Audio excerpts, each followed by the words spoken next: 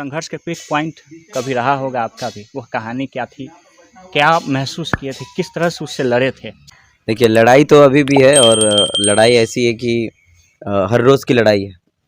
अगर आप खाना खाते हैं तो हाथ और मुंह का लड़ाई जी। है। सपने देखते हैं तो आपकी हिम्मत और हौसले की लड़ाई है।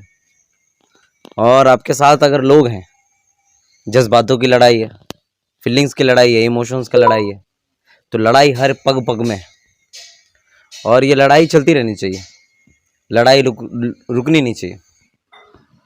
और क्या है ना कि जैसे मैं एक बात, ये तमाम चीज़ों को पुष्टि करने से पहले मैं एक बात बता दूं कि जो मेरे साथ छोटे छोटे बच्चे हैं, जी जी। ठीक है, जो मैं कर रहा हूँ, जिस फील्ड में मैं हूँ, इस फील्ड में मैं बहुत कुछ लोगों से गुजारिश भी करूँगा कि इस फील्ड में कोशिश कीजिएगा कि थोड़ा दम साध के, थोड़ा हिम्मत जुटा के, थोड़ा हौसला को इकट्ठा करके तब जाके इस फील्ड में कदम रखने की कोशिश कीजिएगा। नहीं तो ये जो फील्ड है बड़ा ही अजीब सा फील्ड है और इस पे कभी कभी आपको लगेगा कि कभी कभी घुटन सी महसूस होगी, कभी कभी आपको डर सा लगेगा, कभी कभी आप डिमोटिवेट फील करेंगे, ठीक है। तो इसमें बहुत सारा हौसला चाहिए होता है और यही कारण है कि मैं अपने छोटे छोटे बच्चों को प्रोग्राम्स में बहुत कम लेकर जाता हूँ। बहुत सारे लोग पूछते हैं कि अकेले आप प्रोग्राम में चले जाते हैं, बच्चा लोग को काहे नहीं लेके आते हैं। तो इसका सबसे बड़ा रीज़न ये है, मैं आप पहली बार खुलासा कर रहा हूँ ये, कि इसका सबसे बड़ा रीज़न ये है कि जो दुनिया है, बाहर की जो दुनिया है, वो चकाचौंध की दुनिया है। और अगर मैं जाता हूँ कोई फैशन वाले शो में जाता हूँ, बड़ी बड़ी लड़कियाँ मिलेंगी आपको, बड़े बड़े लोग मिलेंगे आपको, तरह तरह की चीज़ें देखने के लिए मिलती हैं ना, कपल्स मिलेंगे, एवरीथिंग। तो मैं उस जगह पे अपने बच्चों को कैसे ले जा सकता हूँ भाई? वो एक चकाचौंध की दुनिया है, जिस दुनिया को मैं देख रहा हूँ अपनी आंखों से, अपनी नंगी आंखों से देख रहा हूँ, है ना। ये उसको घुमा रहा है, ये उसको उधर कर रहा है, ये इधर लेके जा रहा है, उधर। तो ये सब दुनिया, और बच्चे जो होते हैं उसका माइंड शार्प होता है, तुरंत कैच कर जाता है। तो यही कारण है कि मैं बच्चों को प्रोग्राम से, इन चकाचौंध की दुनिया से बड़ा दूर रखता हूँ और इनको घर पे ही सीमित ज़्यादातर रखता हूँ। मैं खुद बहुत चीज़ों से परेशान हो जाता हूँ कि लोगों के कमेंट्स का रिप्लाई करना है, कोई लोग मुझसे बुरा ना माने, ठीक है, क्या किस बात का बुरा लगे या ना लगे। कोई अगर सेल्फी लेने आ रहे हैं तो कोई अगर नहीं ले पा रहे हैं तो मैं, मेरी नज़र उन पे भी रहती है, नहीं ले पा रहे या रह पा रहे हैं, या कुछ लोग छूट जाते हैं, रह जाते हैं, उनका भी मलाल रहता है। तो सबको तो खुश नहीं कर सकते आप, लेकिन यही सब सारी चीज़ों की वजह से मैं अपने जो छोटे छोटे बच्चों को अपने घर पे ही रखता हूँ, उसे कहीं बड़े बड़े शोज़ पे नहीं लेके जाता, ठीक है, और फैशन वाले शोज़ पे नहीं लेके जाता। तो हाँ, उन जगह पे लेकर जाता हूँ जहाँ पर एजुकेशन है, ठीक है, जहाँ पे उनको शिक्षा मिलेगी। कॉम्पिटिटिव वाले जगह पे लेकर जाता हूँ जहाँ पे स्पीच कॉम्पिटिशन्स चल रहा है, ठीक है, एजुकेशनल वाली चीज़ चल रही है, ड्राइंग कॉम्पिटिशन्स चल रहे हैं, क्विज कॉम्पिटिशन्स चल रहा है, उस पे लेकर जाते हैं। और ये चीज़ मैं बहुत कम लोगों को मैंने बताया। मैं वहाँ लेकर जाता हूँ जहाँ पर इनको कुछ हासिल हो, वहाँ नहीं लेकर जाना चाहता हूँ जहाँ पर इनका माइंड डाइवर्ट हो। तो ये चीज़ सिर्फ और सिर्फ आदर्श ही समझ सकता है। और दूसरी बात की जो चीज़ों की कहानियाँ हैं ये चलती रहे। और देखिए, जिस फील्ड में कठिनाई ना हो, कांटे ना आए, तो उसमें मज़ा थोड़ी है भाई। आदर्श भैया, एक शायर ने काफ़ी खूब कहा है कि जो कांटे आपको राहों में बार बार आके परेशान करे, तो उस कांटों को बार बार निकाल कर हटा देने से फिर वो आ जाए, तो उससे अच्छा उसको जेब में रख लो, साथ में चलो। देखिए क्या होता है कि श्री कृष्ण जी ने भी ये बात कही थी कि जो पानी, झरना जो होता है, पहाड़ियों से होकर आकर गुजरती है और झरना जब गिरता है उसकी जो आवाज़ें हैं बहुत अच्छी लगती है, मधुर सी आवाज़ लगती है, संगीत जैसा लगता है। आप कभी भी ऐसे वातावरण में रहिएगा तो आपको बहुत अच्छा लगेगा। तो उसकी जो गति है, पानी की जो गति है, पानी का जो बहाव है, ऐसा लगेगा कि संगीत बज रहा है ना, कुछ सरगम चल रहा है भाई, सारे गा मा पा धा नी सा नी धा प म गा रे सा, ऐसा चल रहा है, धुन चल रहा है। तो वो जो धुन जो है, वो संगीत वाला जो धुन है, पानी से कैसे आ रहा है? पानी से इसीलिए आ रहा है क्योंकि जब वो पानी पर्वत से गिरती है और बहुत जगह पे कटाक्ष करके, बहुत जगह से होते हुए गुजरती हुई आती है, बहुत सारे पत्थरों से होकर गुजरती हुई आती है ना। बहुत सारे पत्थर उसको रोकते हैं पानी को, बहुत सारे पत्थर रोकेंगे, बहुत सारे ईंटें, पत्थर, गिट्टी, बालू सब रोकता है उसे, पानी को। लेकिन वो पानी उन तमाम चीज़ों को इग्नोर करते हुए, उससे होते हुए उन कठिनाइयों का सामना करते हुए वो फिर पर्वत से नीचे गिरता है, तब वो झरना का रूप लेता है, तब वो आवाज़ संगीत के रूप में बहता है। तो कहने का मतलब ये है कि ज़िंदगी भी इसी प्रकार से है कि आपको अपने जीवन में तरह तरह के पत्थर आएंगे, तरह तरह के नेगेटिविटी वाले लोग आएंगे, आपको रोकने की कोशिश करेंगे, ठीक है, लेकिन आपको उससे डरना नहीं, आपको उससे चलते रहना है, क्योंकि ये वही पत्थर वाले लोग हैं जिससे आप होकर गुजरिएगा, तब मधुर सी आवाज़ आएगी आपकी ज़िंदगी से। संघर्षशील जीवन में हमेशा एक बार ऐसा होता है कि जब कामयाबी नहीं मिल रही होती है, और जब कामयाबी नहीं मिल रही होती है तो बहुत सारी चीज़ें वो दिमाग में उथल पुथल चलती हैं। कदम पीछे खींच लेना और आगे बढ़ते रहना। सपोर्टिव आपके फैमिली में सारे हैं, ये दिखा। यहाँ पर आए, अंकल जी से बात की, लगा कि एक माहौल में जो पॉजिटिव एनर्जी देता है, लेकिन आपके जस्ट अगल बगल का ही बात किया जाए तो एक नेगेटिव एनर्जी सा महसूस होता है। कैसे सहते हैं और अपने आप को कैसे और भी ज़्यादा मजबूत बनाते हैं? देखिए, मज़ा तो तब आता है ना, नेगेटिव एनर्जी को एकदम दाब के चलिए, हैं? हाँ, समझ रहे हैं? पॉजिटिविटी वाली जो गाड़ी है आपकी, उसको चलाते रहिए, तो नेगेटिव वाली चीज़ों को चढ़ा के निकलिए, हैं? चपटा-उपटा करके निकलिए, समझ रहे हैं? उसमें मज़ा है। हमको मज़ा बस वही आता है कि काम करते रहो, ठीक है? काम करते रहो, और देखिए, मेरी जो आँखों में है ना, मेरी आँखों में वो जो घोड़े के समान एक वो आँखों में वो लगा हुआ है, ठीक दोनों है? साइड से जो दोनों साइड से जो पट्टा लगा हुआ रहता है ना, वो लगा के चलते हैं। इधर-उधर देखना नहीं है, अपना विज़न क्लियर है, हमको सामने देख के चलना है, ठीक है? बस वही काम करते हैं। कोई गाली दे रहा है, कुछ कर रहा है, हमको उससे थोड़ी मतलब है भाई। तो फिर भी असर तो पड़ता होगा कुछ? कोनो असर नहीं भैया, नहीं। ये धूला लगता है, ऐसे झाड़ देते हैं, समझ रहे हैं? धूल के समान है भाई, ऐसे करो, ऐसे झाड़ दो, खत्म हो गई बात। कि यह जो करियर आपने चुना, अगर इसमें आप कामयाब नहीं होते तो फिर क्या होते? ऐसा कुछ होता ही नहीं कि सबसे पहले तो मैं क्लियर कर दूं कि मैंने करियर को चुना नहीं, करियर ने मुझे चुना है, करियर ने मुझे चुना है, और तभी ये काम हो पा रहा है। ये कैसे हुआ, मतलब वह मूवमेंट क्या होगा? ये मूवमेंट देखिए क्या है कि मेरा विज़न बहुत ही क्लियर था, ठीक है? शुरुआत के दिनों में हम सोचते थे कि हमको डीएम बनना है, हम बचपन जब था, तो हम सोचते थे कि ये करना, वो करना। जब +2 में आए ना, तब उसके बाद इंजीनियरिंग AIEEE का एग्ज़ाम दिए थे, वो निकला, फिर कोटा में प्लेसमेंट मेरे को मिला, तो पैसों की कमी की वजह से वो थोड़ा सही हो गया, लेकिन साइड से जो है ना, ये सब सारी चीज़ें चल रही थी।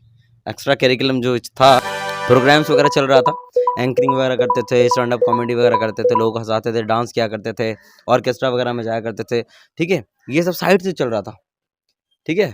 और उतना ज़्यादा हम दिमाग इस पे नहीं लगाए थे, लेकिन अंततः क्या हुआ, बाद में ये करियर ही हमको चुन लिया कि तुमको बेटा यही करना है, ठीक है? तो और उसके बाद फिर हम पूरी तरह से फ़ोकस्ड हो गए कि हाँ, यही है लाइफ़, मेरी जो लाइफ़ है सँवरेगी, वैसी है, ठीक है?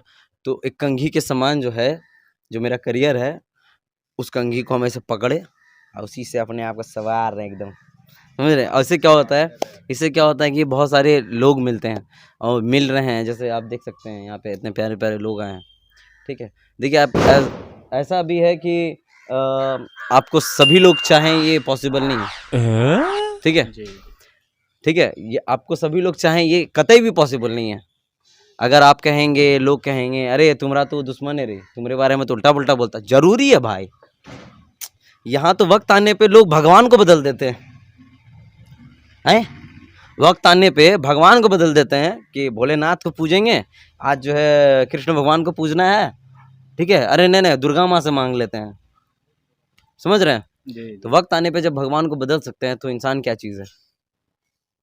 तो संघर्ष आपका कितना अच्छा रहा, या मतलब कि उसने खूब ज़्यादा तकलीफ दी आपको? अभी भी संघर्ष है, ये स्ट्रगलिंग पार्ट है, और भगवान से मैं प्रार्थना करता हूँ कि ये स्ट्रगलिंग ही रहे। चलती का नाम गाड़ी है भैया, चलते रहे तो तुम चल रहे हो, रुक गए तो बेटा तुमसे कोई आगे फिर और गाड़ी निकल जाएगा। आदर्श भैया, एक चीज़ पूछेंगे कि अभी राह तो शुरू हुई है, अंजाम कहाँ तक है इसका? एक कदम तो ज़मीं पे है, दूसरे का कहानी कहाँ तक है इसका? दोनों कदम ज़मीं पे है, दोनों है। दोनों कदम ज़मीं पे है। देखिए, एक कदम हम यहाँ रखेंगे, दूसरा कदम आसमान में रखें तो पैंट फटिए ना जाएगा भाई। हैं? पैंट फटने का डर रहता है, तो फट कभी भी सकता है, समझ रहे हैं? इसलिए मैं होशो आवाज़ में मेरा दोनों कदम ज़मीन पे ही रहता है और हमेशा ज़मीन से ही है। देखिए क्या है कि सिंपल सी बात है, जो बचपन से लेकर अभी तक, ठीक है, मट्टी चाट के बड़े हुए हैं, मट्टी चाट के बने हैं, किसी के तलवे और जूते चाट कर नहीं बने। तो फ़र्क है, ठीक है? तो मट्टी चाट के जो बनता है ना इंसान, उसको समझ में आता है। किसी का तलवा और जूता नहीं चाटे या किसी के गिरफ्त में रह के कभी काम ही नहीं किए। हमको अगर कोई कहेगा ना ये कर दो रे, ये नाचो या ये करो, बाप ज़िंदगी में नहीं करेंगे। समझ रहे हैं? प्यार से बोलोगे तो भाई जान कुर्बान है। आदर्श भाई थोड़ा सा एक गाना सुना दीजिए। सुना देंगे। अरे गाना सुनाओ तो। तब तो पता है गाना क्या, कुछ नहीं सुनाएंगे, मेरा बच्चा 4 5 और बच्चा है, वो गाली आके निकल जाएगा। मेरे साथ अगर कुछ इधर उधर होता है ना, मेरे बच्चे ही उल्टा पुल्टा बोल देते हैं अगले को।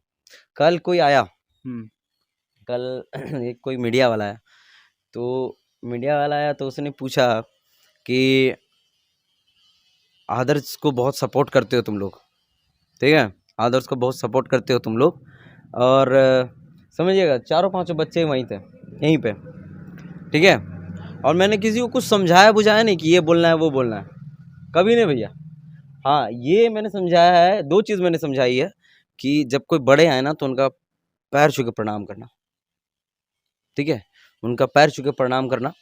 और एक चीज़ याद रखना ज़िंदगी में कि हाथ मिले ना मिले, दिल मिला कर चलते रहना।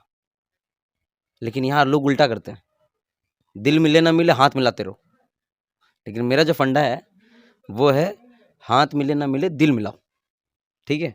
मैं 2 चीज़ ये सिखाता हूँ कि प्रणाम करना, चरण स्पर्श करना, नमस्ते बोलना, ठीक है। बाकी जो लगे तुमको वो लगे। कल एक मीडिया वाला आया, उसने पूछा आदर्श, मैं यहीं पे खड़ा था, मैं चुपचाप खड़ा था, क्रिकेट खेलने का तैयारी कर रहा था। उस बंदे ने पूछा कि तुम लोग इतना सपोर्ट करते हो आदर्श भैया को, कैसा लगता है? तो वो क्या जवाब दिया, बोला कि एक बेटा बाप को थोड़ी सपोर्ट करता है, बाप का सपोर्ट पहले बेटा पे रहता है। बाप जब बूढ़ा हो जाता है तब जाके जो है बेटा उसको कंधा देता है, साथ चलने का हिम्मत देता है। ये जवाब दिया। और दूसरी बात फिर पूछा कि नहीं सपोर्ट तो तुम ही लोग कर रहे हो, तुम्हारे वजह से आदर्श आनंद है, ठीक है, तुम्हारे वजह से आदर्श आनंद है। तो बोले फिर वही बात बोलते हैं भैया, बापे को बोल रहे हैं आप ऐसे, मेरे पिताजी जैसे हैं, ठीक है। क्योंकि ये लोग ना छोटे से हैं मेरे साथ, मैंने उनको सिखाया है, मेरी मेहनत उनमें गई है, आज भी सिखाते हैं। मेरी मेहनत गई है, मेरा वक्त गया है, मेरी हर एक चीज़ गई है, मेरा खून पसीना बहा है, ठीक है। बहुत कम रोए हैं हम। श्री कृष्ण जी ने कहा है श्रीमद् भागवत गीता में कि आंसू बहाने से अच्छा है पसीना बहाओ। हमने पसीने बहाए, तब जाके ये सब बच्चे ना गुदरी के लाल वो लोग हैं। तो ये सब सारी चीज़ें हैं, कोई किसी को सपोर्ट नहीं करता, मैं बस साथ हूँ सबके। कल को सोचिए फॉर एग्जांपल कोई बच्चा अगर डिस्कस कर रहा था रात में कि ऐसे बातचीत कर रहा था कि कैसा कैसा सवाल पूछता आके, मूड खराब हो जाता है, ठीक है। तो फिर वो लोग आपस में डिस्कस करा, अगर आदर्श भैया नहीं रहते तब, समझिए, आदर्श भैया अगर नहीं रहते मरी गया आदर्श भैया की होते, आदर्श भैया कल नहीं रहा, मर गया आदर्श भैया, खत्म हो गया। फिर सोचिए, डीप ये सब बोल रहा था, क्या ना सवाल पूछे से आदर्श ही खत्म हो गया, उनका अस्तित्व भी खत्म हो गया, तो फिर क्या होगा? वो मैं कभी कभी सोचता हूँ, मेरे को डर लगता है, मेरे को खुद डर लगता है, अगर मैंने खुद को खो दिया तो फिर बच्चों का क्या होगा, मेरे माता पिता का क्या होगा, मेरे साथ जो लोग जुड़े हुए हैं, ये भाई मेरे साथ रहना चाहते हैं, कल को नहीं रहे हम, कहाँ आकर बोलेगा वो, समझ रहे हैं? तो बस वही है। तो ये चीज़ को गहरा कोई समझ ही नहीं सकता, समझे, यही है। और सबको मैं ना एक जैसे रखता हूँ, देखिए आप, सभी को एक जैसा रखता हूँ, सभी को एक एक इक्वल वाला प्रेम देने की कोशिश करता हूँ, मेरे से जितना हो पाता मैं करता हूँ। भाभी है वो, इनकी मम्मी है, तो भाभी एकदम गर्व के साथ बोलती हैं आप बाप हैं। आप समझिए, इनके जो ओरिजिनल पिताजी हैं वो कहते हैं कि दोनों बेटा को लिख पढ़ के दे दे क्या, तो बोले दे दीजिए, हाँ ले लो बेटा, ठीक है। भाभी खुद बोलती है, ये अगर जाके वहाँ पे कुछ पैसा वैसा मांगता जो अपन बाप के पास जो जाके मांग, समझ रहे हैं। तो भाभी जब खुद बोल रही हैं, ओरिजिनल माँ बोलती हैं कि तोरा बाप पूछ गए हमरा से की मांगे छता, समझ रहे हैं। तो समझ सकते हैं आप। सीधा सा बात है कि आदर्श आनंद जो आप हैं सबके दिलों में रहते हैं। बस देखिए, दिलों में अगर नहीं भी हैं किसी के तो कभी ना कभी दिल में ज़रूर आ जाएंगे। कोशिश हमारी यही है, और जिसके दिल पे अगर हम नहीं भी आ रहे हैं तो दिमाग में चलते रहेंगे। दिमाग में भी अगर नहीं है तो वीडियो बार बार आते रहेगा आपका आंखों में, तो खटकते रहेंगे। बिगाड़ो जो बिगाड़ना है तुमको, क्या है।